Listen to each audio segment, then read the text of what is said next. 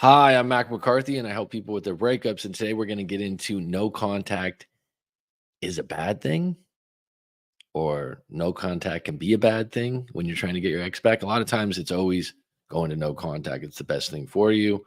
Going to no contact when negotiations are off, going to no contact when you've been rejected. And that's true. But there are certain situations where it's bad. Number one, you want to win, you want to hurt them. I've come across people like this. They want to stay in no contact and ignore them to painfully hurt them. If that's your intention, you can stay in no contact, but what are you doing? Number two, you only care that they chase you. There's a lot of people that I talk to that'll go, well, I just kind of want them to chase me. I want to be validated. Number three, you were the one that was more wrong, but you're too stubborn. So you know you did wrong, but you know they're a little bit softer, a little bit more of a pushover, and you think, well, if if if I'm the one that has to give in, that's just not my style. Number four, your ex said sorry and wants to work on things, but you want more begging, you want more pleading, you want more drama because it'll make you feel better. Number five, you leave them on red for kicks. I've actually had a lot of clients tell me this, and they're really excited about it because it triggers people, right? Especially a loved one, a person that you're pursuing, a person that you're saying sorry to, a person that you're reaching out to, and you're saying, hey, look, let's work on things, and they leave you on red. It's extremely triggering. The person on the other end sometimes gets a real kick out of this, and they've actually divulged this to me in coaching sessions where they go, yeah, I left her on red and she was just going crazy and she was texting me over and over again. Six, you share them begging you back in text on social media. So I've known people that have actually done it where they were the recipients of this, where their partner, girlfriend, boyfriend, got a text saying, oh, I'm so sorry. I can't believe you do this. I want to get back with you. I'll do anything for you. Let's just get back together for the kids. It's just soppy and dreamy. And they actually screenshot this to Facebook. I've seen this happen. I think that's probably one of the lowest things I've heard. Um, and the individual got back together with that person. It's their prerogative, but extremely low. You number seven, you brag they can never do better than you. So they're trying to get you back. Basically, if you're in no contact, I would also say all these bad things, these are just character flaws. These are things that an individual should be taking inventory on.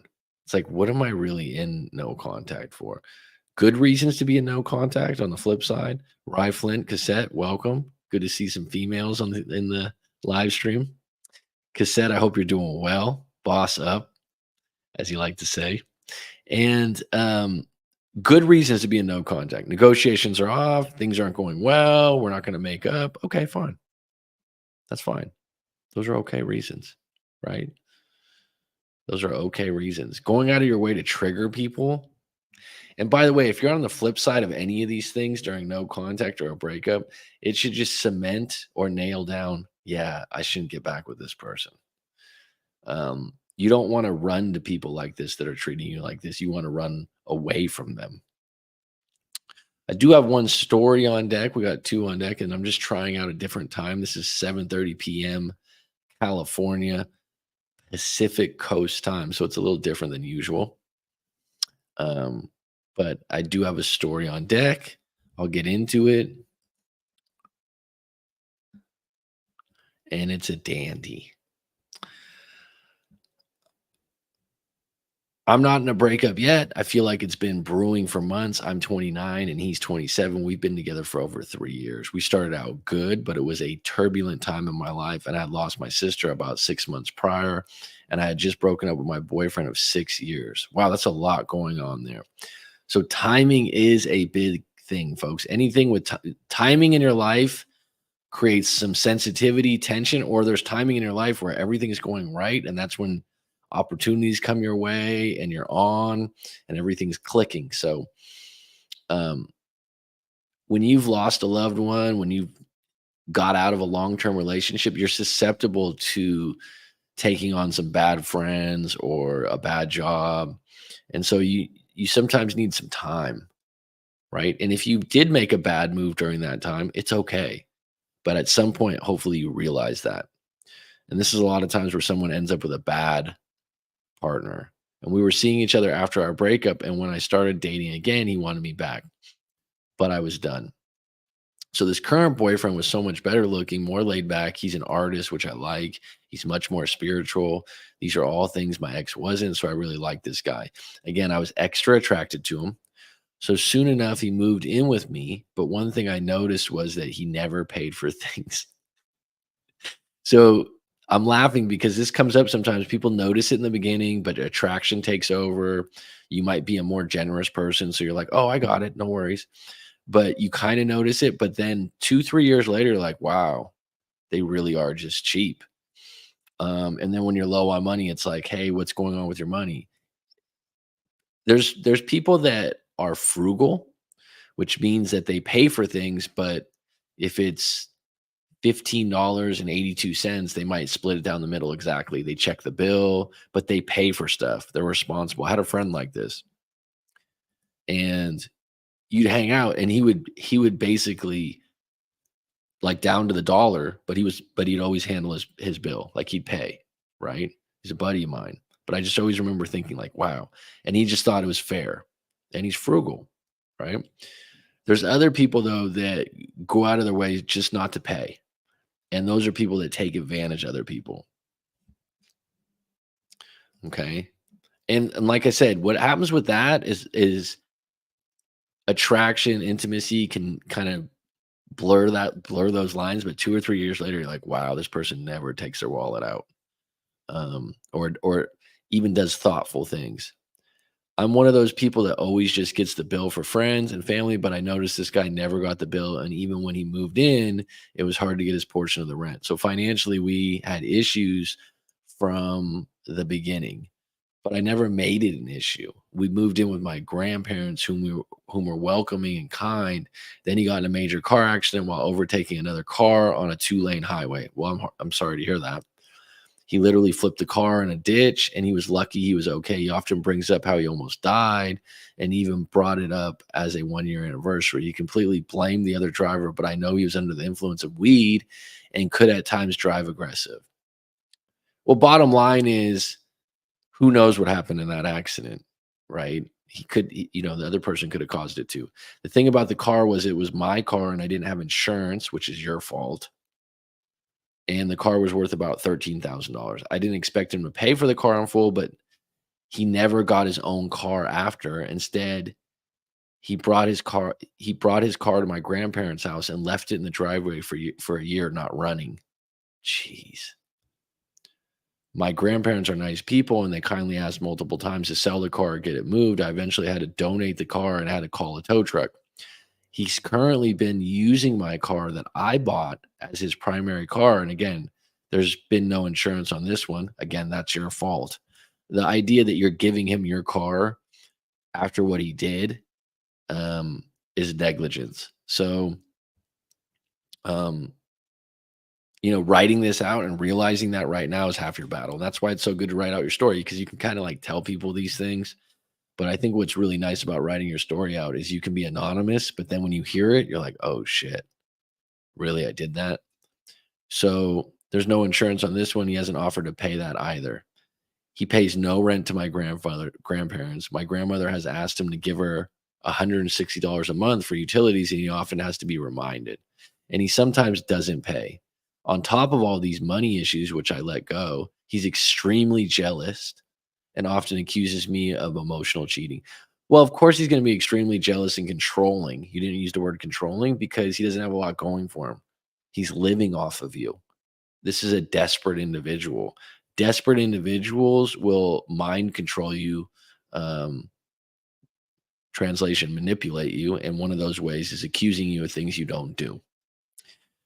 He's very passive aggressive, but over the last few months, he's been making more mean comments regarding that if he broke up with me, he just feels like I'd get ran through by a bunch of guys. Oh yeah, sure.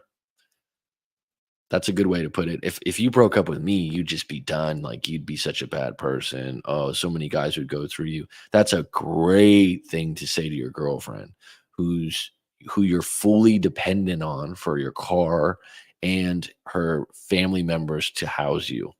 Beautiful. That's why you write your story out. I'll admit, before I met him, I had a time where I was partying a lot and was more promiscuous. And I feel like when I told him the truth about this time in my life, that he now uses it against me. Well, bottom line, your past is your past. If you want to share that with him, if he wants to throw that in your face, and let's be honest, myself included, in my early to mid 20s, I was promiscuous at times.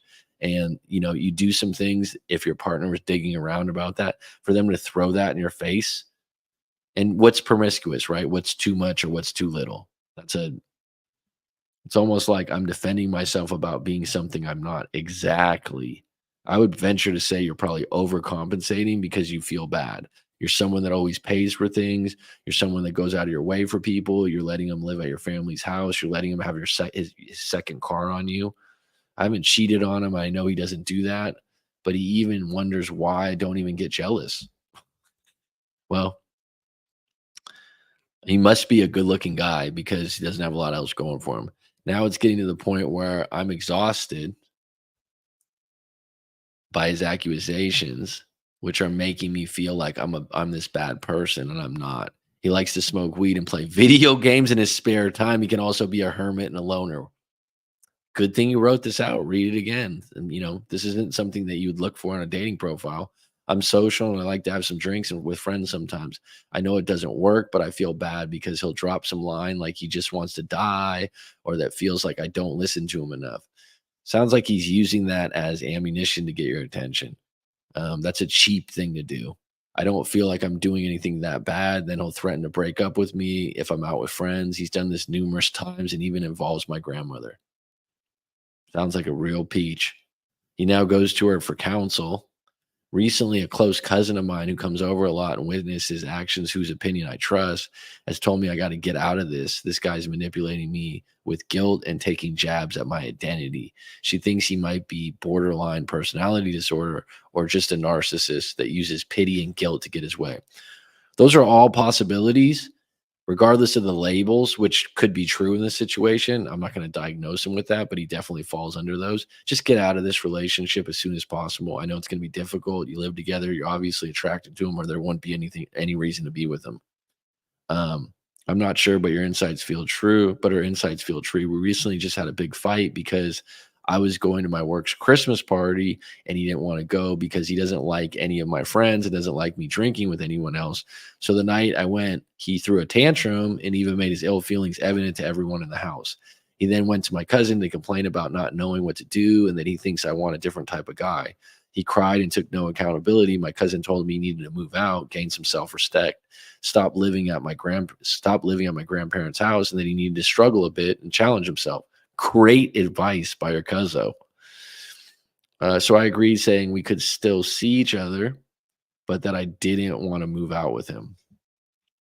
So the fact that you said you could still see each other, you want to take two steps back, that's fine. Maybe you're still into him a little bit. But you're also saying, like, once you move out, I don't want to be with you full time. That's a big gut blow to him. Um, and it should be a reality check. My cousin told him he needed to move out, gain some self-respect, stop living off my grandparents, and then he needed to struggle a bit and challenge himself. Absolutely. So I agree, saying we could still see each other. Okay.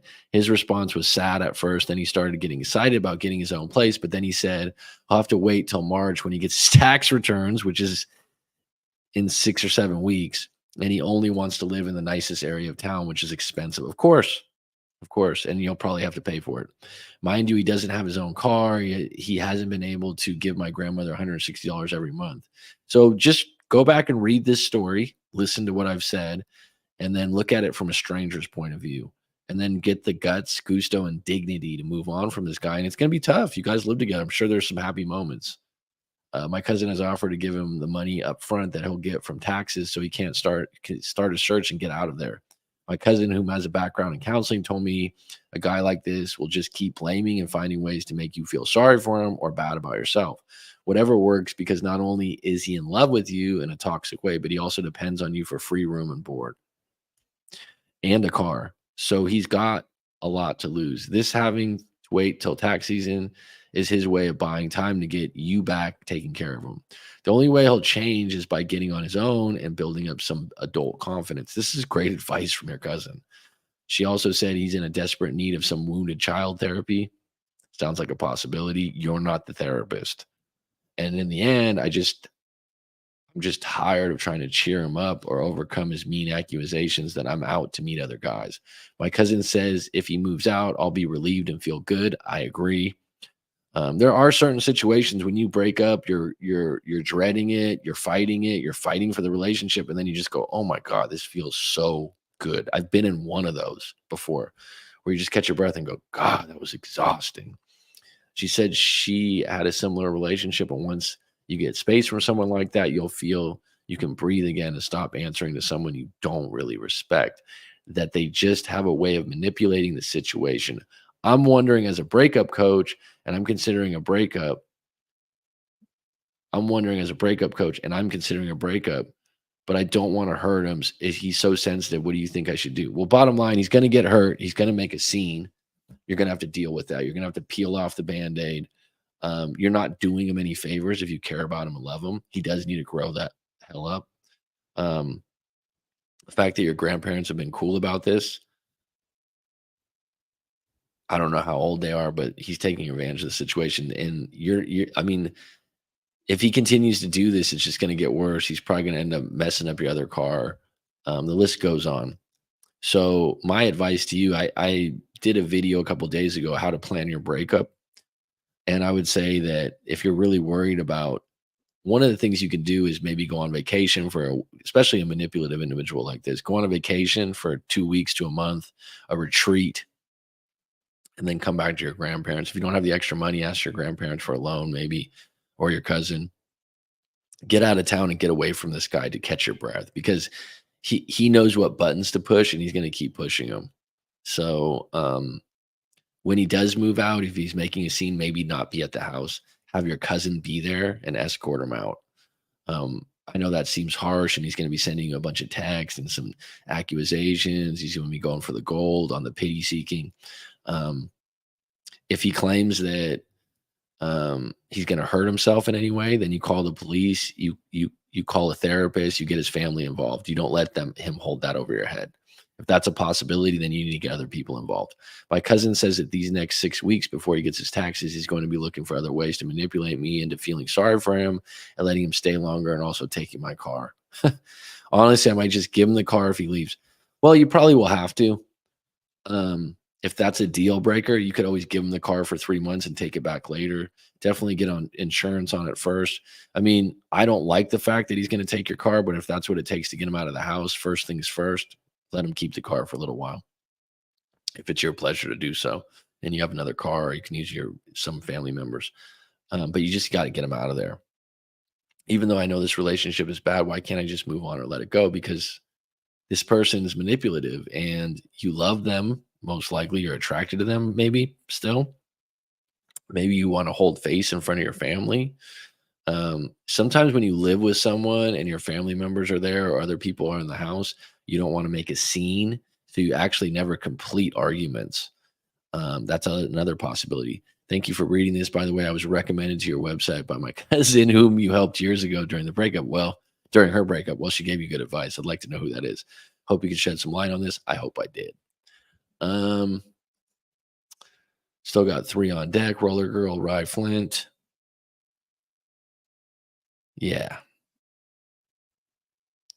Well, I mean, nothing in this was said that this individual is not loving or they're a bad person. It sounds like this individual just is not growing up, right? So, um, whenever you have someone live with your family that's your partner, it's okay, but you should have a finish line within a year, 6 months, 18 months. You both or they should be working towards something better, not just stuck in neutral, soaking up things. Late 20s, early 30s. or the individual is, not getting better, but just continuing to take advantage, taking your car, doing things like that, not taking out their wallet. Listen, you're not a bad person for falling for someone like this. It sounds like um, there was something there from the beginning, and a lot of people fall for people like this. And when I say fall, I just mean fall in love, right? I've had plenty of clients over the years that, 3, 4 years later, they have a kid with someone like this, and it's a mess. And these are situations where that's what's really tough. You move someone in, you can't just kick them out. It's difficult. You can't have them physically removed. And so, a breakup story I just read recently, the individual just left and then worried about getting their place later. All right, I'm just going to touch base with the live stream really quick because it's been a while and I'm just getting back into the groove. I don't know how you guys feel about this time range, which used to be my old time range when I used to live in Thailand. So this is 7:43 p.m., which I rarely talk at night, but I want to see the great Rob IS, guardian of the gate, Canadian's finest, Bitcoin's keeper, right? Roller girl, I hope you're doing well and got that guy off the couch. Cassette says, no, not that broke boyfriend. Mac knows. It's tough. Finances are one of those things where people, oh, it doesn't matter. It's not, it is a big deal. When someone gets late 20s, early 30s, it starts. It's like in high school or college, it's attraction, it's status, maybe a lot of friends, right?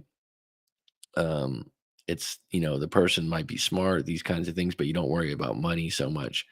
When you get late 20s, early 30s, if you're the one that makes a lot of money and the other person doesn't, it's okay because person that makes more money feels like, oh, I'm in control of the relationship. The problem is when they want to break up, the person's so desperate or um, hurt, but really subconsciously, what they're doing is they're scraping and clawing, going, oh my God, how am I going to replace, how I eat? And these are the kinds of people when they get out of the relationship after being highly dramatic and making a big deal, if they're attractive enough, if they are manipulative enough, they'll find another person. They'll find another person. Those skills of manipulation and finding a place where they can eat, it might not be as good as you. It might be a person that they might have to, slum it a little bit, but they're going to find someone else because it's a matter of eating. I remember a while back, there was a client of mine that he knew it. He had Laffy Quince. What's going on, man? He had a relationship where it was going really good and they were going to get married. It was his fiance. She said yes. He was like, it was so great, this, that, and the other. List goes on. He came to me. They broke up. He told me the story. And then he even called me the next day and I felt like he was holding back a little bit. And he's like, I'm going to tell you the truth. I was seeing an ex-girlfriend um, that's borderline alcoholic. Really, she's an alcoholic. The intimacy was incredible. She was highly manipulative. He didn't use those words. They hooked up for a little while, and then he broke off the engagement. And then he regretted it because he knew that this past girlfriend was a loser. He didn't use those words, but when I say that, it was more or less like she drank a lot. She was attractive. Um, the sex was good, and they got back together, and it crushed his um, marriage proposal or whatever, fiance ship. And basically, he never could turn back to it. He went back to the girl that he asked to marry, went back to her, and she was like, "Nope." And he asked for the ring back because he was still making payments on it. She was like, "Nope." And I told him, "Well, don't take." So he took back that ex. She was on his couch, on and off. She ended up with another guy who was giving her more money. It was just a disaster. And really, it's hard because individuals like that are playing on a different playing field. And so what they'll do is they'll find ways to manipulate and control you through intimacy, through um, love bombing or giving you nice comments, just finding those little cracks in your armor. but in reality, they're not really a partner. They're about 20% of who you are, and they're relying heavily on you. And then when they lock you up like a marriage or something like that, you're in real trouble. So Laffy Quince, the great Laffy Quince, who has a picture of a yawning hamster or rabbit. What if you were a guy but made money less than her? Do you think that relationship could work out? We are about mid 20. Yeah, it's just you can make less money than who you're dating. It's just that you wanna be on a path where eventually you're moving up. So women will go out with a guy that makes less money that has potential, not necessarily potential to be a millionaire, but as actually doing things that are admirable. So, if you have things in common like religion, and you both go to church regularly and you work towards that, that could be an extra good thing. Now, if the other individual makes, I don't know, triple how much you make and you never have a chance of even coming close to that, it still might be okay, but she's probably going to run the relationship and you're going to feel a little bit inferior at times. If the if the difference in income is she makes $100,000 and you make 80, then it's not a big deal. If you make $20,000 and she makes 100, then it might be a bigger deal. Okay. But the fact that you're in your mid 20s and you still have potential and you're working towards making more money, well, that's a good deal. And there's women out there that don't mind making more money and taking care of you as long as you're a responsible individual. So, for example, like that story I just read, this guy isn't responsible. It's not that he's not making enough money. He's living off her grandparents. He's driving her car. He's calling her names. He's jealous. I mean, it's not just the money thing. So the money will become a problem later on. But if you go out of your way to do thoughtful things, you treat her well, you're a rock as far as, when she has problems, well, then that'll outweigh those things. So I don't think money is an issue that is always there. And like I said, a woman will give you a chance on potential, right? And I would venture to say that story I just read, she probably believed there was some potential there till there wasn't. And when I talk about money, I'm not talking about someone needing to make 100 or 30, 100,000 or 200,000 a year. I'm talking about being able to at least take care of yourself and elevate it sometime. And then if you don't, so for example, in your life, man or woman, and you're not making good money, you can take a break from dating to not put yourself in an uncomfortable position where it's lopsided, right? So even the great Corey Wayne, who Rob likes, I've heard him talk about before when he was in his late 30s, early 40s, getting his YouTube channel together and his 3% Man book that he didn't date and he was waiting tables. Um, And that's being in reality that, hey, right now I need to concentrate on making more money and getting self-reliant, taking care of myself so that when I do want to date again, that I'm a better catch in a better position. So if you feel like you're really inferior, you might want to take a break and just focus on making money. If you've met someone and you're just a little bit less money than them, that's not a big problem. Or you're striving towards more, that's not a big problem. And if it's not a problem for them, don't make it a problem. I've got another client. When the time has come, maybe focus on myself would be my option. Well, I mean, I don't understand what you mean. Like, if you mean if you guys broke up or you stopped talking,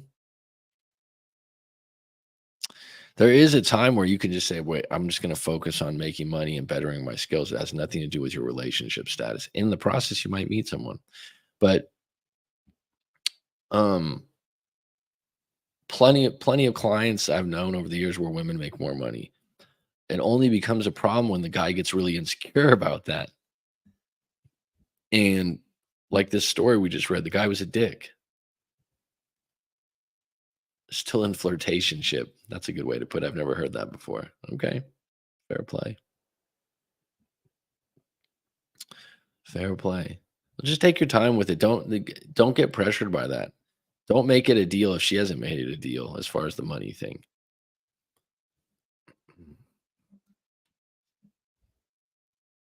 Anyone have any questions out there? We got 7 on deck. Is there some people that haven't been on the live stream before at this time zone thing. Maybe this is a time that I usually talk anyways, huh?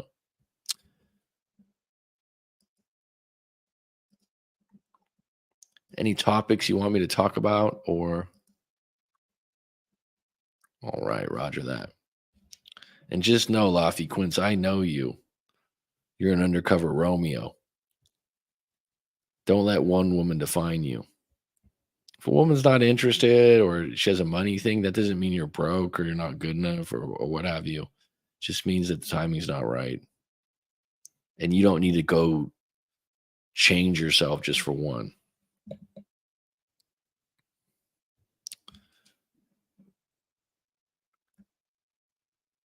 Well, it's too bad everyone didn't get to hear that story from the top, huh?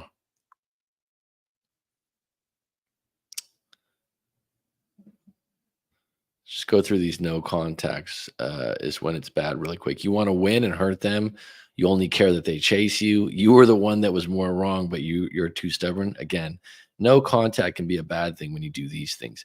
Your ex said sorry and wants to work on things, but you want more begging. Number five, you leave them on red for kicks. That's the worst. I've heard people brag about this. You share them begging you back in a text on social media. You screenshot it and you show your friends. Low class individual. You brag how they can never do better than you.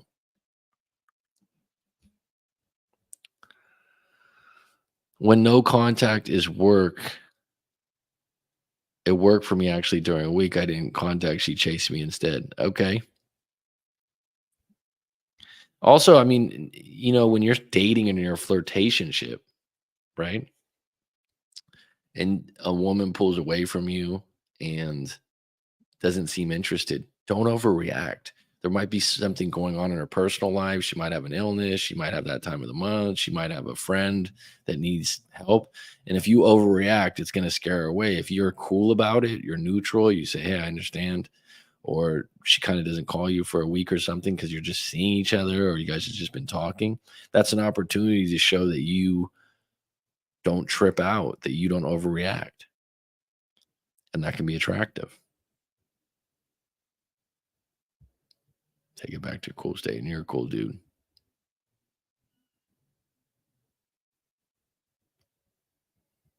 Rye Flint, what's new? I have a feeling that you're in a new relationship. Is that true? I just have a what's going on with that? You started dating. It's been a while. It's a polygamous situation. Is that true? Just got this intuition right now, Rye.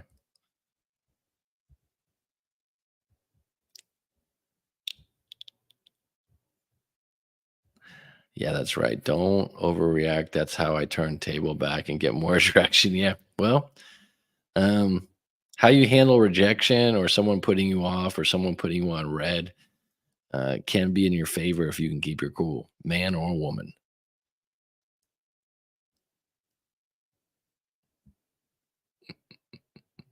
Good for you, Rye. Well, I hope they're treating you well.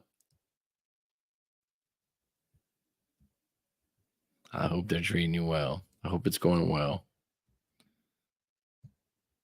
There's nothing better than the honeymoon phase, right? Nothing better than the honeymoon phase. Nothing better than the beginning if it's a good beginning. And then you look back at some bad relationships. Um, you look back at some bad relationships and you go, wow, from the beginning it was bad. I'm not getting carried away. I have so much work to do on myself. Well, whenever you're ready for a coaching session or some hypnosis for any limited beliefs, let me know. I'm here for you. Once you start doing the work on yourself too, you think to yourself, why didn't I do this a long time ago? Yeah, nothing can compare to a good beginning. Isn't it true? Look back at some of the beginnings of my good, well, I'd say all of my relationships have had good beginnings. All of them. Can't bottle it up though and bring it back out again, can you? And it's not even one of those things if you had pictures or you had movies, you can't bring those moments back. It's not how relationships are. So have some fun. Have some fun.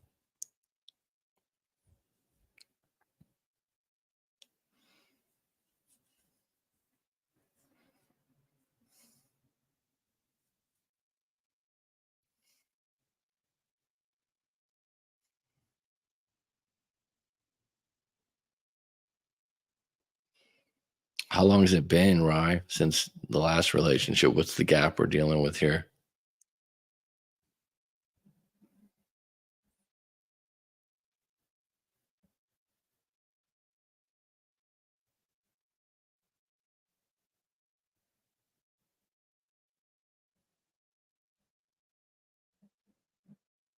3 years. And how long you started this new relationship? 2 months, 1 month, a little Christmas.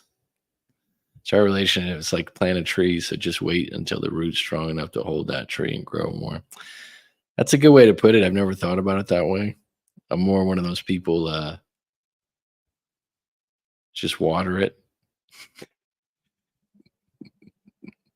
just water the seed.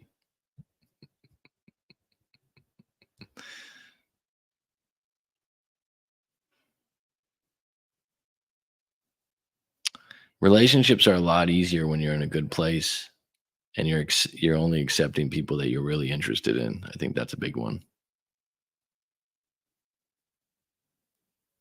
Yeah, a month. Okay, you're not giving me a lot of details here. Not Rye Flint, you'd be a great poker player. Well, I like to take time though. Sure you do. Sure you do.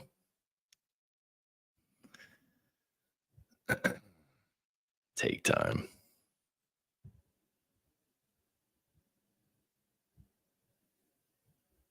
I always think it's interesting when people refer to someone they're seeing as we're dating. And I always think of dating as seeing each other, where some people think of dating as that's your partner, girlfriend, boyfriend, boyfriend, girlfriend.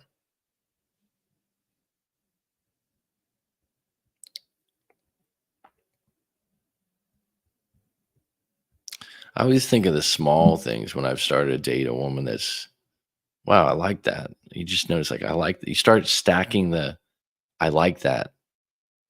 Oh, I like the music you listen to. Oh, you like that movie too. Oh, we like the same food. Oh, we like this. Oh, we like that. Like it just goes easy. It's so congruent. It just melds quickly. And you're just like, there's no like roadblocks. And for some reason, in the times that I've been single and dating, if there's roadblocks or it's incongruent, I usually just go, yeah, no, and it's not personal. And they do the same thing. But when it's congruent, it's just like, wow, this is so effortless, magic.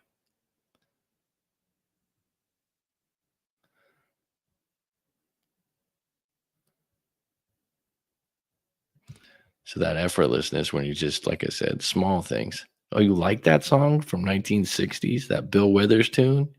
You're playing that? That's one of my favorite songs.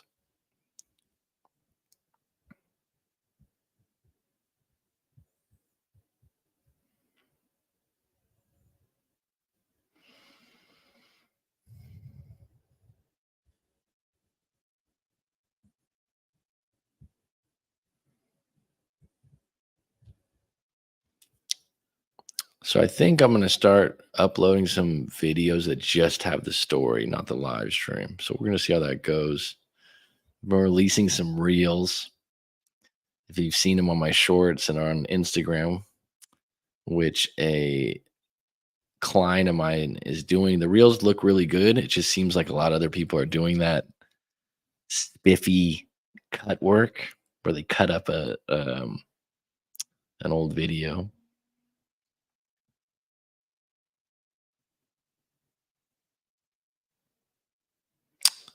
What are you crying about?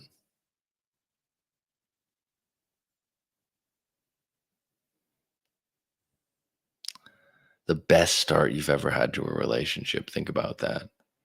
The best moment in the beginning of a relationship. Oh no, I'll still go live. I'll still do some lives. Yeah, for sure. I'm doing them now. I can't get away from them. I like doing them. That's why I do it. I like the interaction for sure. I love interacting like this. Um, Coach, I know to make it work out in relationship, it depends on between me and her, but any tip to make it work and not get a new friend? I just want to make her mine. See, that's the rub is when you want it too much. If I were you, when you do go out, just make sure you go on good dates. And if that's not enough, then it's not your fault. There's no magic set of words. Like when you really are attracted to a woman or you really like her, and you're going out on dates and she's not reciprocating that or wanting to go out with you, just know it's not you necessarily. Maybe it's the timing. Maybe she hasn't gotten over her ex. Maybe she wants to be single. That's very common in your early to mid 20s that men or women are just not ready to be in a new relationship after maybe their first serious relationship.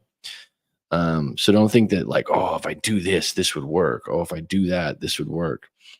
You just take it date by date and go on good dates. And if someone wants to take it slower,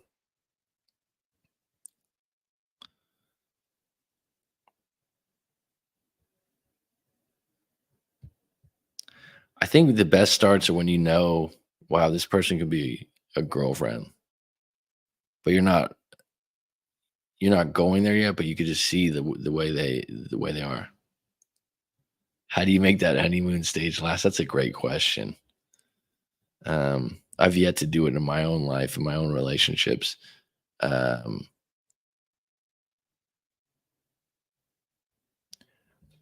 Probably one thing that's overlooked. That's a great question, by the way, is how much stability you have in your life. So for you to sustain anything, there has to be some stability. So if you got your career or your job in place or your financials in place, that would help sustain it.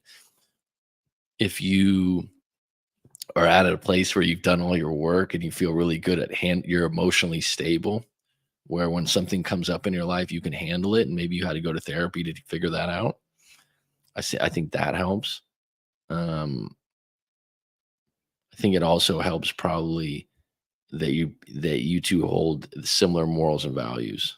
So that's a kind of a generic answer because that can mean many different things, but I would say that not to lose track of having fun. I would say where honeymoon phase ends is when you get into routines that take away time together that's fun. So you might get in a routine of Netflix.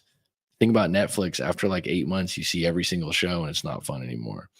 Or you stop doing silly things like karaoke or going to the beach and throwing the frisbee around. You got to keep doing those things. It's when someone starts sharing bills and someone gets, let's say, someone gets a promotion at work and they go from 35 hours a week to 60 hours a week. Your relationship, your honeymoon phase will be dust. So where you're at in life and you're in your early 30s, which is a sweet spot. Um, because hopefully you have an idea of what you want to do and you have more.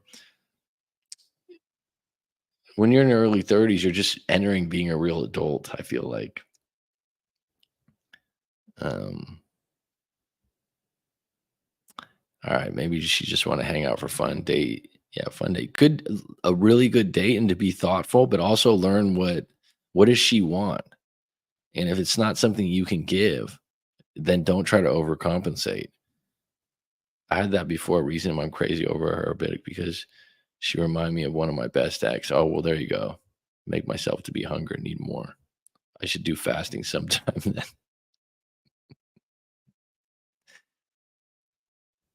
All right, this has been good.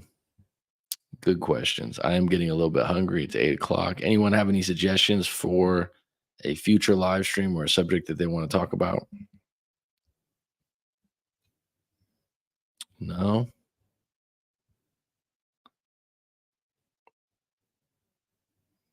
Timing is very big, Laffy Quince, and that's not something you can always control. When you meet someone and it's the right time for them and the right time for you, and you're both in a good place, and that doesn't necessarily mean finances.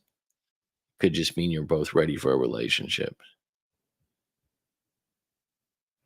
Well, okay, so that's all right. So she wants trust. Trust just takes time.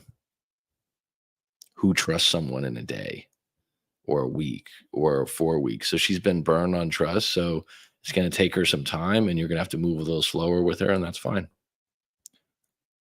right? And trust in what regards? Trust, and those are the kind of relationships that once you gain that trust, it's a stronger relationship. So don't discount that as a bad thing. It's just like, people that you're really good friends with or you're close to, and you dare I say that you'd say, "Oh, I trust them with my life," or "I trust them with anything." You didn't get that trust in a day, right? Real trust comes over years, and then it's layered and layered and layered, and it's by what people do and act. It's not by what they say. So you go on a date and you're like, "Oh yeah, you can trust me." That means nothing. You show by your actions. And that just takes some time. And some people are more trusting in the beginning and some aren't. I'm a person that I give people the benefit of the doubt until they do something wrong. There's people out there that look for you to burn them. It's really hard to get into relationships with people like that because they're looking for where you're trying to deceive them or hurt them. And then they can sabotage a good relationship by accusations that aren't true.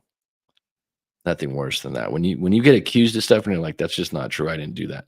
"Yeah, I know it. I know you did this. I know you've been talking." It's like, well, um, you're not a psychic,